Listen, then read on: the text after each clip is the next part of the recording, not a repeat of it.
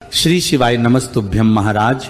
हर साल चैत्र माह की शुक्ल पक्ष की प्रतिपदा तिथि से चैत्र नवरात्रि की शुरुआत होती है और इस दिन गुड़ी पड़वा भी होता है और साथ ही में इस दिन हिंदू नव वर्ष की शुरुआत भी होती है। आइए महाराज, अब हम जानते हैं साल 2026 में चैत्र नवरात्रि कब से प्रारंभ होगी और कब समाप्त होगी, अष्टमी और नवमी तिथि कब रहेगी और नवरात्रि में पूजा कैसे करना है। महाराज, इस बार चैत्र महीने की प्रतिपदा तिथि 19 मार्च गुरुवार को सुबह 6:54 से शुरू होगी और प्रतिपदा तिथि का समापन 20 मार्च शुक्रवार को सुबह 4:52 पर होगा।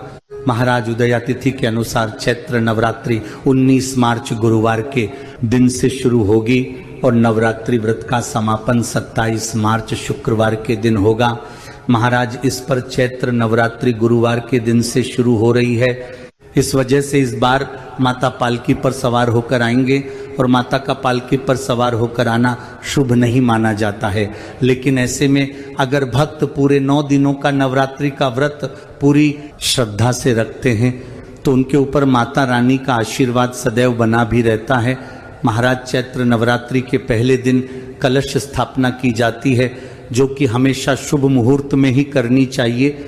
ऐसे में इस बार कलश स्थापना 19 मार्च को की जाएगी, जिस दिन मां शैलपुत्री का दिन रहेगा और इस दिन कलश स्थापना का शुभ मुहूर्त सुबह 6:54 से लेकर सुबह 7:43 तक रहेगा। महाराज, इसके बाद इस दिन कलश स्थापना का दूसरा अभिजीत मुहूर्त भी रहेगा जो कि दोपहर 12:10 से शुरू होकर दोपहर 12:58 तक रहेगा। महाराज, इन्हीं 2 शुभ मुहूर्त के बीच में आपको कलश स्थापना करनी होगी। महाराज, इस बार नवरात्रि गुरुवार के दिन से शुरू हो रही है तो कुछ लोग कहेंगे कि क्या इस दिन हम लोग बालों को धो सकते हैं, क्या सर से स्नान कर सकते हैं।